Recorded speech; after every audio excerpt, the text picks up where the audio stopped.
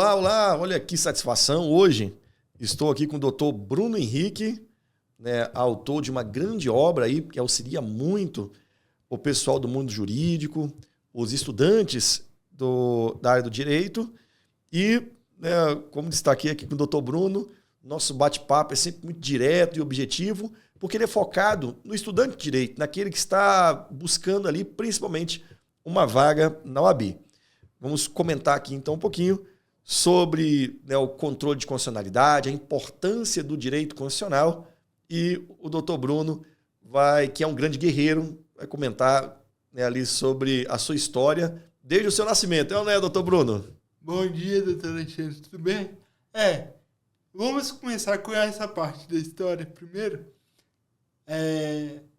As pessoas costumam achar que na vida há limites, há limitações. Na verdade, as limitações somos nós quem as criamos. Porque a minha história eu não digo superação, porque superação é como se eu fosse um ser especial, não é isso. Mas é uma transposição de limites. Porque eu fui vítima de erro médico ao nascer. Eu tive uma paralisia cerebral devido à baixa oxigenação no meu cérebro. Devido ao passar do tempo para nascer. E disseram naquela época, mais de 40 anos, que se eu sobrevivesse, eu viveria em estado vegetativo. Ou seja, eu não sairia de cima de uma cama. Disseram que quando meus pais pretenderam que eu estudasse, e eles, com todo o respeito, até porque eu fui presidente da Comissão de Defesa dos Direitos de Pessoas com Deficiência, eles acreditaram no meu potencial desde o início e achavam que eu não precisava estudar em colégio especial. Eles queriam que eu tivesse um ensino regular. Eles entenderam que eu poderia estudar da melhor maneira possível. E que o meio, hoje, o que é a lei de defesa dos direitos, a lei brasileira de inclusão, que é de 2015, preconiza, meus pais na década de 80 já preconizavam, que era a inclusão da pessoa com deficiência na sociedade. Então eu estudei no ensino regular, me formei numa instituição de renome aqui no DF e sou advogado há 18 anos. Olha que bacana. E aí, algo te motivou, então, a escrever o livro voltado ao controle de constitucionalidade. O que foi que te inspirou a falar sobre o controle de constitucionalidades? Achava uma matéria simples? Não, muito pelo contrário. Foi a minha reprovação na matéria. E como eu demorei a pagar essa matéria, recuperá-la, eu prometi para mim, já nos bancos da faculdade, que um dia eu terminaria o curso, estudaria bastante e me tornaria especialista no assunto. Olha que bacana, né? Então, para você que se prepara para a prova da OAB, para você que está estudando, que está na graduação, olha aí que bacana, que superação. O Bruno, ele teve uma dificuldade e, né, advogado, militante aí há 18 anos e hoje, né, é um especialista no assunto de controle de constitucionalidade. É um assunto que vai cair na sua prova da OAB. Bruno, fala um pouquinho aí sobre o que é o controle de constitucionalidade. Doutor Alexandre, controle de constitucionalidade nada mais é em estados que adotam constituição rígida, que é aquela em que ela é o documento mais elevado do ordenamento jurídico, como é o caso do nosso, é quando uma lei afronta. Ela pode ser afrontada em dois sentidos, tanto no sentido material quanto no formal.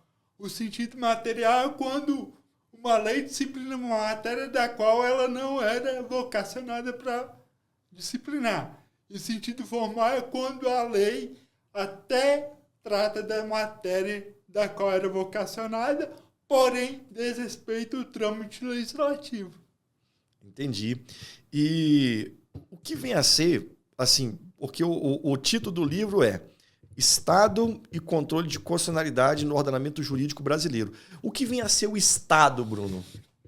O Estado é muito mais do que a definição de entidade político-administrativa dotada de soberania no plano externo e autonomia no plano interno que rege as relações sociais. A pergunta crucial que se tem que fazer não é o que é o Estado, é como ele surgiu. Por quê? Do nada surgiu nada.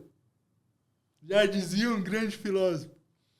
Então, o Estado surge, eu adoro a teoria da origem familiar do Estado.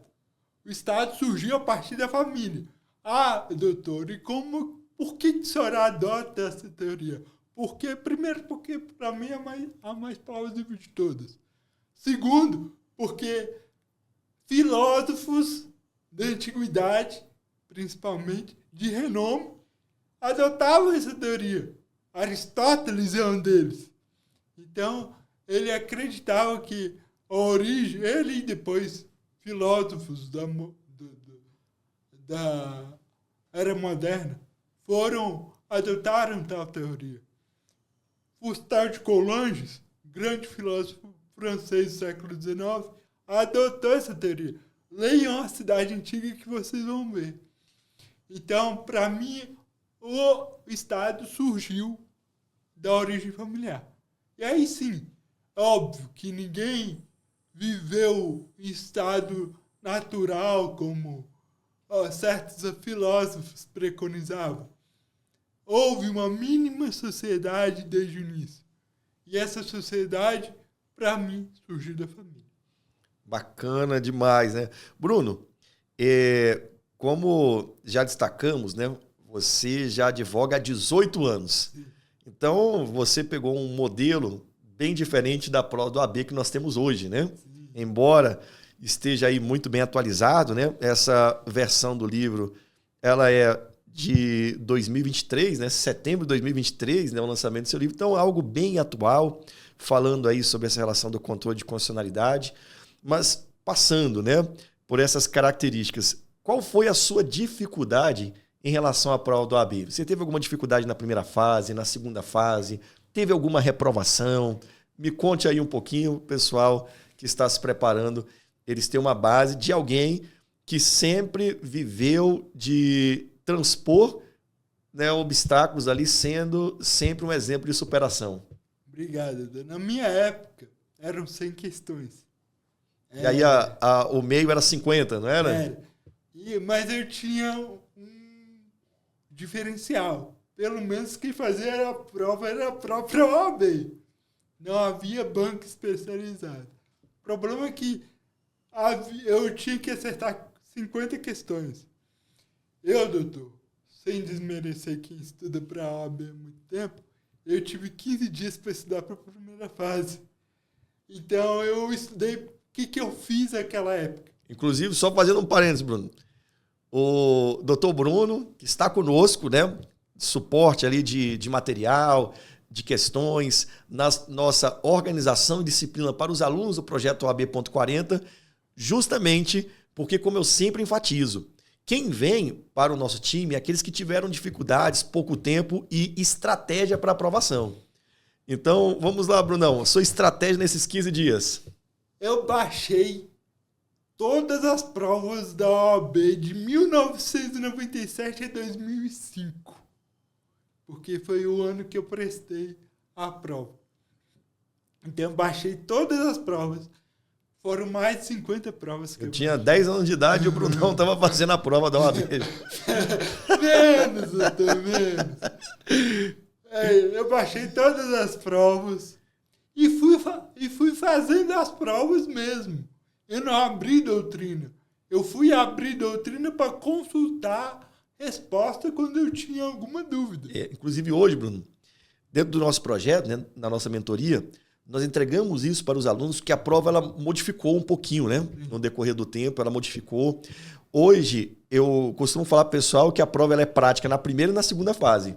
Só que a primeira fase ela é uma prática de forma objetiva e a segunda fase é uma prática subjetiva, né? Como nós observamos. E essa questão da organização das questões é o que nós entregamos justamente para os alunos. E ainda fazemos o seguinte, Brunão. Né? Na sua época, os 50 era 10, né? Hoje, 40 é 10. Porque hoje nós temos 80 questões e o candidato tem que bater ali o ponto das 40 questões.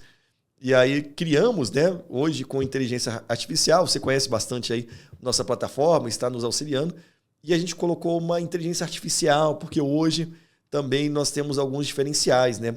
Na época, você estudava e não trabalhava, não é isso? Fala um pouquinho aí, vamos falar aí. Eu fiz a OAB assim que eu saí da faculdade. Na verdade, eu estava terminando o 10º semestre quando eu inscrevi. Então, eu não trabalhava. Mas eu também não gosto daquela expressão, você só estuda. Como se só estudar já não fosse algo grandioso. Quem está se preparando para a OAB e quem estuda para concurso sabe o quão difícil é. E aí, para quem trabalha e estuda, é 2 vezes mais difícil, né? E muitos, igual a gente tem muitas alunas, né? Que trabalham e estudam e são mães. Que aí... Jornada tripla. Aí muitos, né? Trabalham e estudam, são mãe e esposa. Né? Igual nós tivemos um caso aí do último exame, uma aluna que ela estudava, trabalhava, esposa e ainda cuida de um pai doente. Então, né, e graças a Deus, né, o anjo, ele também auxilia bastante, né? E quanto mais determinação, mais o anjo está ali estudando para na hora da prova, né, chutar ali a questão certa. E o método também, né, auxilia muito. Você me perguntou o que aconteceu quando eu fiz a prova da OAB.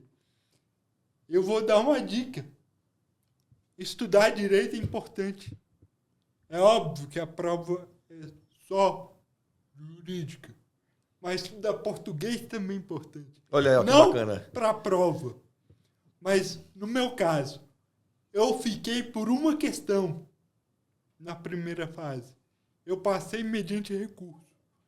Só que meu recurso, doutor, por incrível que pareça, foi fundamentado em língua portuguesa e não no direito. Olha aí, ó. Por isso que eu sou professor de língua portuguesa e advogado para auxiliar. E eu nem tinha combinado com o Bruno, hein? É o que eu comento, Bruno, também, muito, né? A gente comenta, não, vamos fazer com o aluno, porque Deus vai estar ao nosso lado. Faz 39, que Deus vai dar mais uma. Né? O esforço ali, muitas vezes a boa fundamentação, porque na elaboração das questões, né? Vira e mexe, aparece um outro detalhe. Tanto é que quando eu estou elaborando os materiais, né? De trabalho, processo de trabalho principalmente, que é a minha principal área de atuação, a área que eu gosto muito do direito. E aí, vira e mexe, eu pego uma questão, falei, caramba, essa questão aqui teve recurso. Aí eu vou lá para ver o gabarito e vejo que teve um recurso, porque às vezes, né, a gente tem ali mais de uma alternativa, ou às vezes não tem nenhuma alternativa, pela relação dinâmica do direito, né? Embasaram só na CLT. Mas tem uma súmula do TST que trazia um entendimento diferente e às vezes, né, o examinador, né, montando ali muitas questões, acabou deixando de lado. Então, você estudou muito por questões, foi isso, Bruno? Sim, mas eu não abri livro, eu abri para consultar alguma coisa. Mas eu fiz basicamente questões. E na minha época, se você me permite, eu desafiei meu pai. Porque meu pai, naquela época, já dizia... E eu não sou contra cursinho, até porque eu já estudei pro cursinho. Mas ele falou isso. Eu conheço gente que faz 6 meses de cursinho pra OAB e não passa. Falei pra ele, pai, paga a inscrição, deixa que eu passo.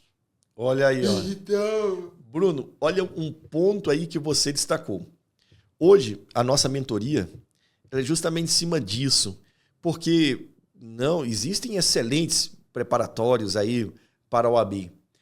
Só que o preparatório, ele estará focado em fazer que o aluno estude para as 80 questões. E quem tira 39, uma questão é anulada e acerta os 40, tem a mesma OAB daquele que acertou 75, 76. Você não precisa ser o primeiro colocado em nenhum exame ou em nenhum concurso. Você precisa estar dentro do número de vagas. E no caso da OAB, melhor ainda, porque você não há concorrência na OAB. A sua concorrência é você. E um dos nossos professores, o professor Elbert, né, que está conosco, professor, advogado, né, servidor do Senado Federal. O Elbert é um amigo de infância, né, sempre lecionamos juntos. Eu, professor de português, e ele de matemática. Aí depois ele foi para o direito, eu também. Então, quando tinha os cursinhos aí, né, passado em Brasília, Goiânia, eu lecionava português e o Elbert matemática para concurso. E aí ele foi para o direito, e aí aquele negócio, né? Leão anda com leão. Uhum. Né? E aí ele foi para o direito, eu também. E juntamente com o Fernando Rocha, doutor Fernando, que é meu sócio, é professor da mentoria, é o professor de ética e estatuto da OAB, muito conhecimento, né? Vivência prática, assim como você, né? O Fernando, muitos anos aí de advocacia. E os dois foram os meus mentores, com 2 dicas muito pontuais. Fernando, ele me falou, olha, cuidado para não estudar muito para a primeira fase. Estude para um objetivo, acertar as 40 questões. E ele falou, a segunda fase é prática. Então, escreva muito. Aí o Elbert, né, eu conversando com ele, eu falei, Elbert, caramba, gostei pra caramba de trabalho, cara. Acho que eu vou fazer a segunda fase em trabalho. Aí o Elbert me deu uma dica, ele falou, rapaz, vai pro tributário. Vai pro tributário, são menos peça e é uma forma mais simples, vai pro tributário. Aí eu falei, caramba, mas eu acho o tributário, na época, né, Elbert, eu acho o tributário complexo, cara. Era matéria que eu tirava 5, fiquei de recuperação na graduação. Ele, não, esquece o tributário da primeira fase e foca no tributário na segunda. Olha só, caramba, Elvis. Eu falei com o Fernando, foram os meus mentores, né? E hoje, né, me auxiliam aí na condução dos aprovados no projeto do AB. E aí foi isso que eu fiz, mano. Então, eu me direcionei para fazer tributário na segunda fase, mas eu não estudei tributário na primeira fase. E eu destaco isso na mentoria. Eu falo, caramba, a gente tem 80 questões. Se você tem muita dificuldade, por exemplo, você tinha 15 dias. Né? Às vezes estamos há 20 dias e o candidato me procura, poxa, a prova é daqui a 20 dias, eu nem abri o Vadimeco ainda. Eu falei, não, então nem esquece, nem abra. Vem comigo para a mentoria, que eu vou montar aqui o seu planejamento de estudos e vou te direcionar para você fazer os 40 pontos da prova. E a segunda fase? Não, vamos por pontos. A nossa preocupação agora é a primeira fase. Sim, eu fui por pontos também. Quando eu fui fazer a primeira fase, quando eu passei na primeira fase, fui fazer a segunda, eu sempre gostei de penal. Eu me encantei por penal, minha especialização na faculdade foi penal. E olha aí, hoje um excelente constitucionalista. Aí, minha mãe, a essa época, era comissionada da Câmara Legislativa. Ela tinha dois colegas de trabalho que foram fundamentais para a minha aprovação na segunda fase. Um, doutor Arnaldo Lima Siqueira, que foi delegado de Polícia Civil no DF, e outra doutora Flávia, que era advogada. Nessa época, quando a doutora Flávia soube que eu ia fazer a segunda fase em penal, ela se disponibilizou aí a uma biblioteca pública de Sobradinho, que era onde ela morava, pegou o livro de modelo de petições para eu poder treinar durante esse período. E aí, eu sabia que ia cair só modelos privativos de advogado, porque nesse livro havia modelos de outras coisas também. Então, me concentrei nos modelos privativos de advogado e no dia que eu fui fazer a prova discursiva, na minha época era a peça e eram 3 questões. A minha peça eu demorei 2 horas para descobrir qual era a peça. Mas eu descobri que eram alegações finais. Aí ficou fácil. Mas, como eu não descobri a peça, eu fui fazer as 3 questões. E por incrível que pareça, doutor Alexandre, as 3 questões eram sobre o mesmo assunto, só que cada um com uma fundamentação diferente. E qual era o assunto? Habeas corpus.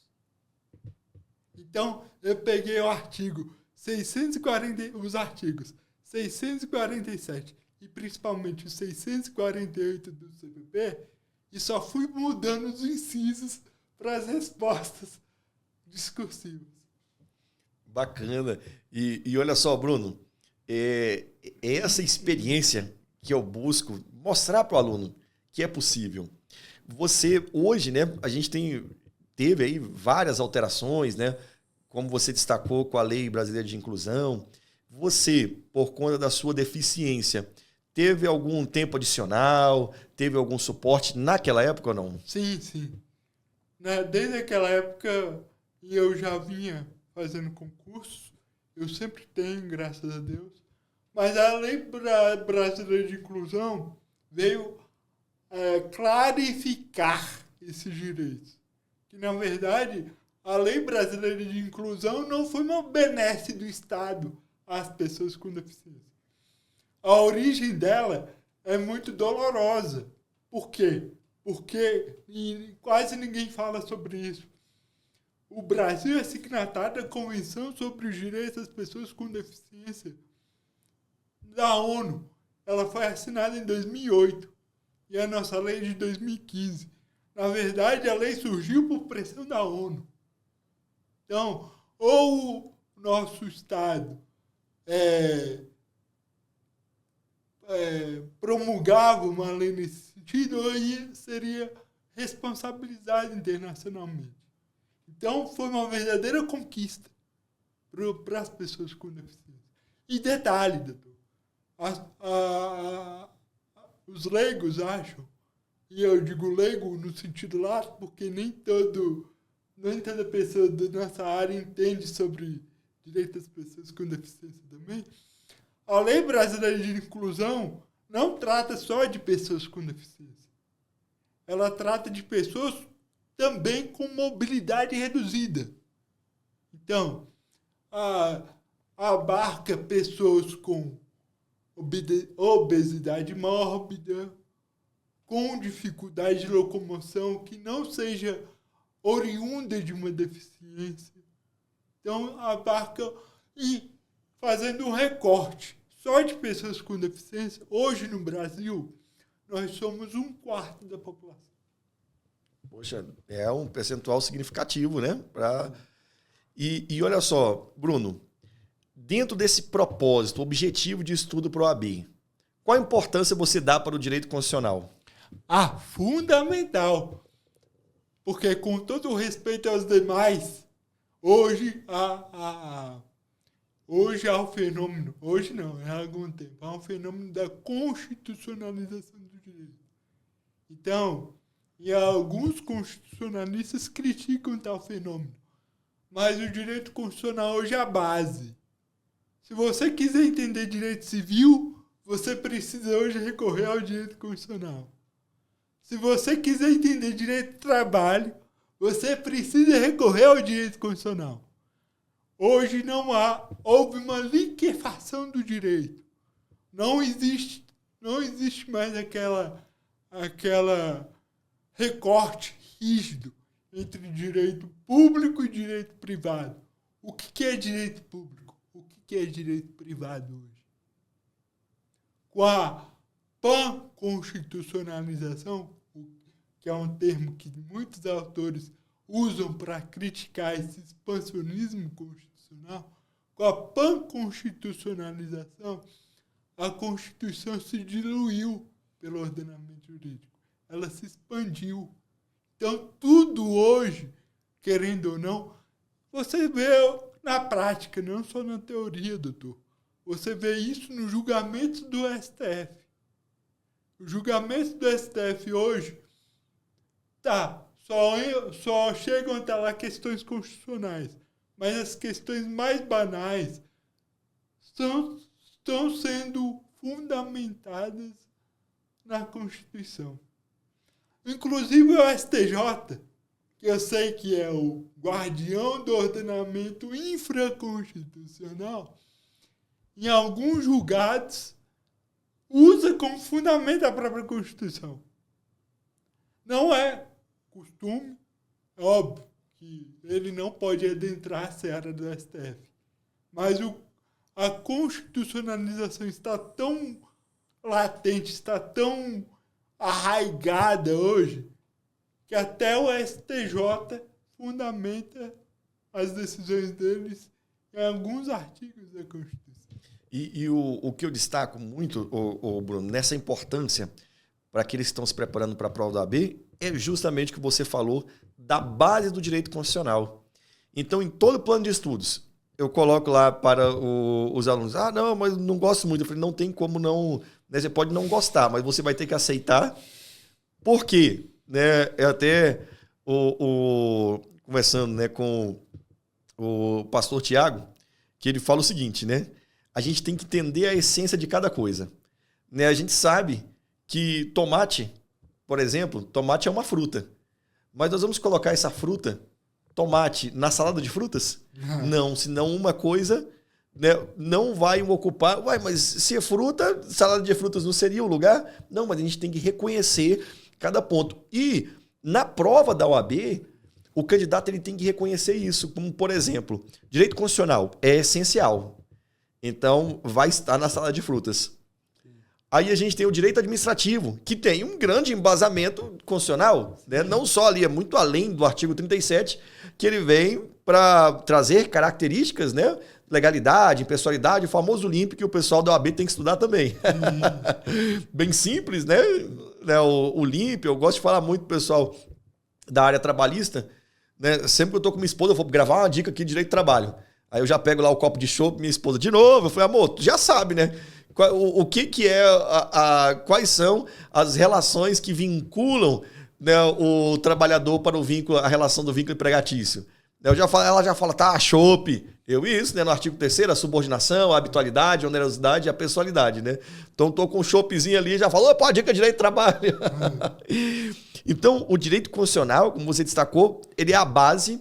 Aí a gente tem o direito administrativo, que não pode ficar fora do plano de estudos. O advogado, ele vai receber muito ali no escritório, né, relação de família. Né, o advogado sempre tem esse contato. Família, trabalho e penal. O advogado sempre tem esse contato. Né, família, né, muitas vezes na própria família, trabalho também, e o penal eu espero que não seja da família, né, que seja... Então, dentro de um plano de estudos, né, penal, constitucional, administrativo, quais foram as matérias que você não priorizou quando você estava estudando para o OAB? Embora, né, já tenha um tempinho, né, na sua época não tinha o direito previdenciário, não tinha o direito financeiro, né? Né? Não, assim, como eu estudei por provas, eu acabei vendo, eu não peguei em livros, para falar a verdade. Como eu estudei por provas, eu acabei vendo de tudo um pouco. Então, assim... eu fui fazendo as questões conforme elas apareciam para mim, né? Mas se eu for falando muito claro, eu não priorizei matéria nenhuma. Por quê? Porque eu tinha pouco tempo de estudar. Eu não poderia estudar uma matéria só. Uma, duas. Então, é arriscado. Eu arrisquei. Era um tiro no escuro, mas foi um tiro muito bem dado, porque eu não tive planejamento de estudo. Eu resolvi fazer a OAB, me inscrever para a OAB no final da faculdade. Eu falei, eu vou me inscrever e vou passar. Então eu simplesmente baixei as provas e fiz. Agora, no meu estudo para concurso, já que eu quero um cargo mais elevado hoje em dia, que é a magistratura, aí sim, eu uso o método de estudo. Eu estudo direito constitucional, estudo 12 matérias ao mesmo tempo, doutor. Mas as básicas você sempre tem que estudar. Direito constitucional, administrativo, processo civil, processo penal, civil, penal.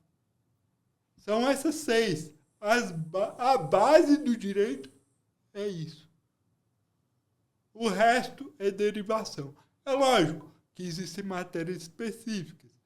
Por exemplo, eu não sei se hoje a OAB cobra, mas na minha época não cobrava. Internacional, público e privado. Isso, e aí eu falo pro pessoal, o direito internacional, duas questões de direito internacional, as questões de, por exemplo, internacional, direitos humanos, já coloco no plano de estudos para os alunos, e aí ele vai estudando junto, paralelamente ao constitucional. Aí, ó, se vier isso daqui de um assunto que você estudou, é lucro.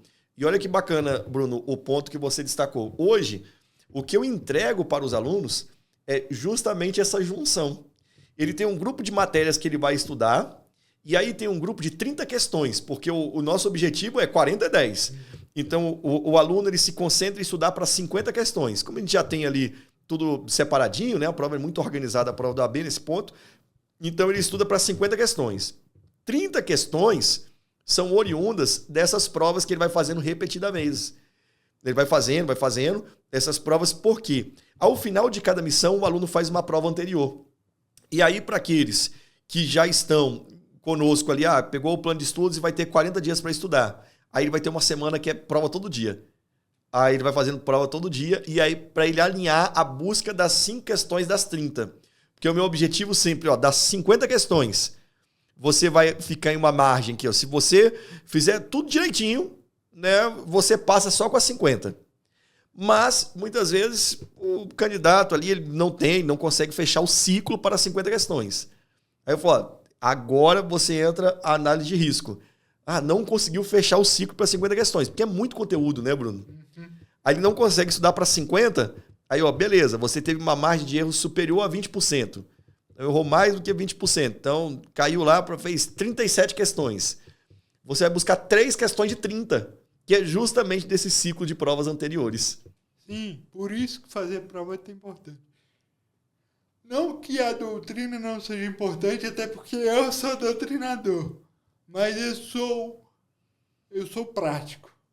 Tanto para OAB quanto para concurso, hoje, doutor, doutrina não é muito exigida. O que se exige a base é lei e jurisprudência. Lei e jurisprudência. É chato estudar lei. Concordo. Se você estudar da maneira errada. É muito chato você pegar um vadimeco, abrir e ficar decorando. Você não tem que decorar a lei. Você tem que entender a ratio dela.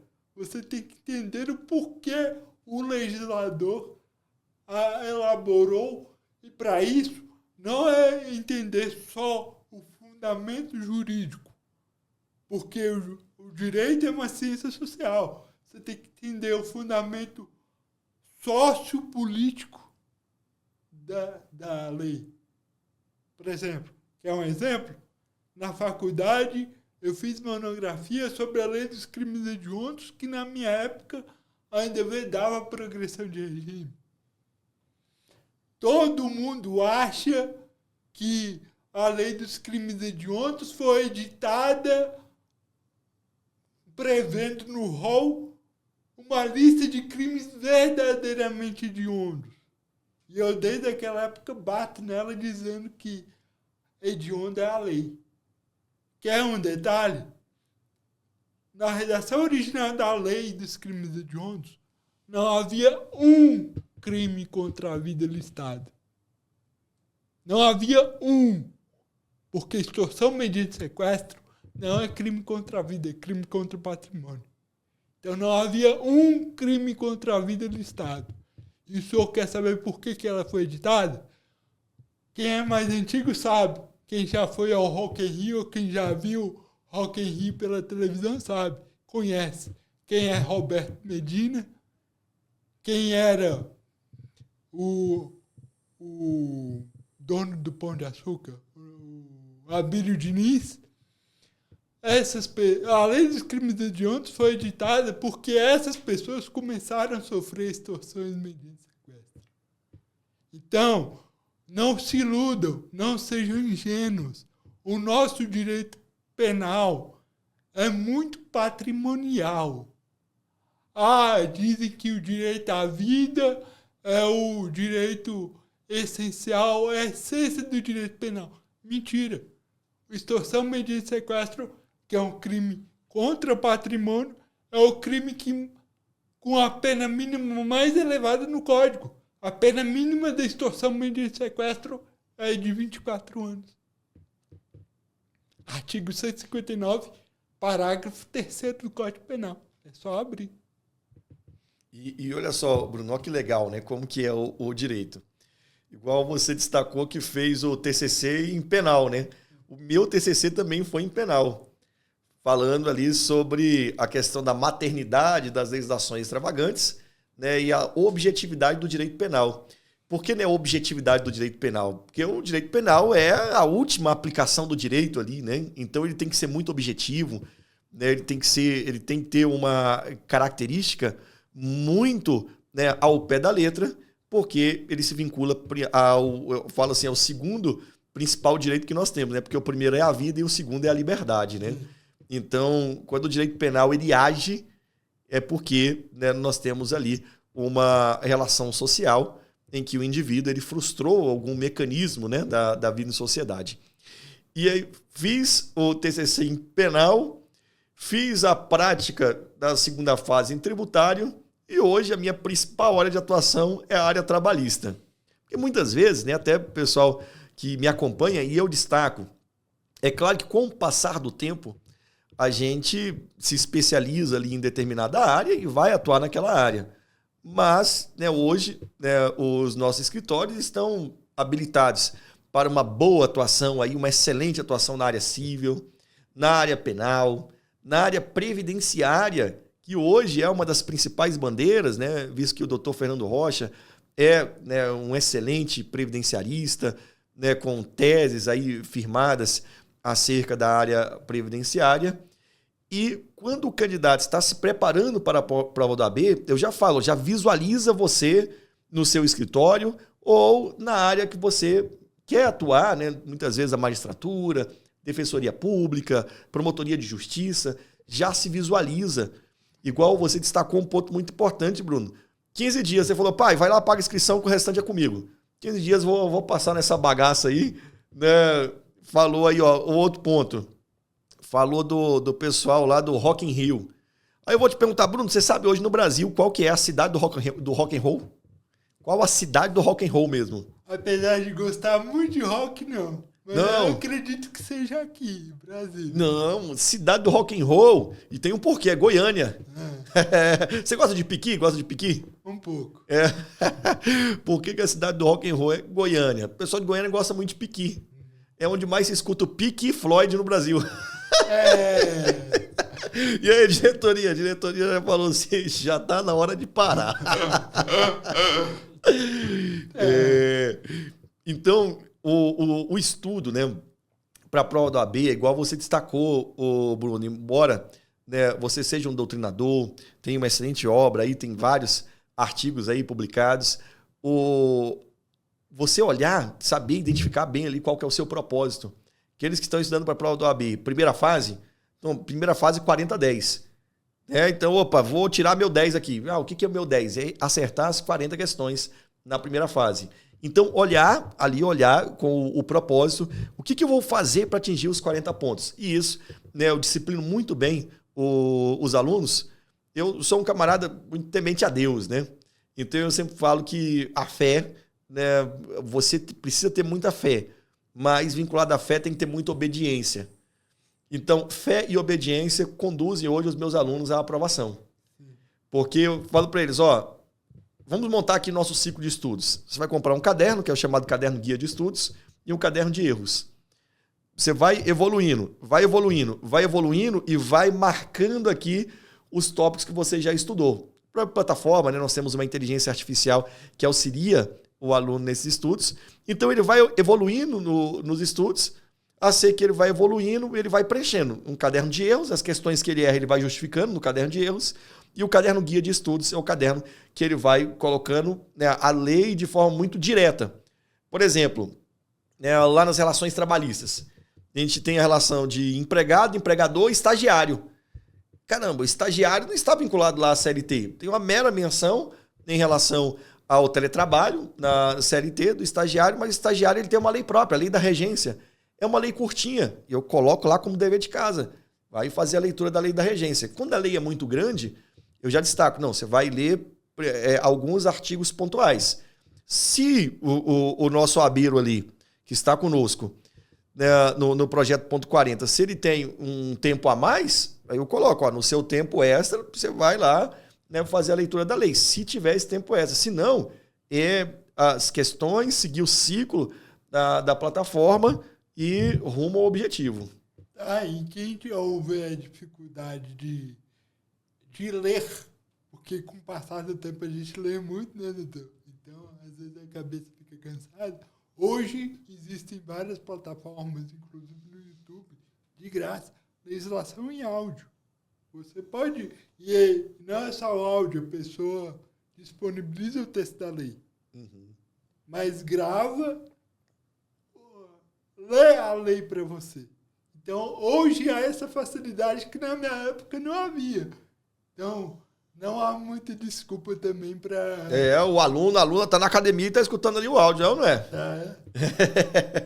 Brunão, é isso daí. Eu vou pedir para você deixar aí uma dica aí de ouro para quem está se preparando para a prova do AB. Né? Dê uma dica aí para esse pessoal que você orienta hoje que eles façam em relação à aprovação. A primeira dica tem que ser vir para o projeto AB.40, né? Sim, é muito importante vir para esse projeto, o qual eu endosso. Mas uma dica prática eu já dei no decorrer da minha explanação, mas eu reforço. Não sei quanto tempo há ainda para a prova, porque eu não acompanho o cronograma da AB, mas se houver pouco tempo, foquem. O que vocês deveriam estudar de doutrina, vocês já estudaram. Foquem em resoluções de questões. E, se houver tempo, porque também se exige muito hoje, olhem jurisprudência, principalmente as súmulas dos tribunais. STF, STJ, TST, para quem for fazer a área trabalhista. Basicamente isso. E muita resolução de questão. Então, vocês aí, OABeiros, vocês que estão nos acompanhando, você que está comigo em minhas redes sociais e veio prestigiar, é muito importante, então, que se concentre com força, foco, fé no objetivo e, principalmente, obediência. Agradeço aí a todos, né, porque nós aqui temos o DNA de Leões.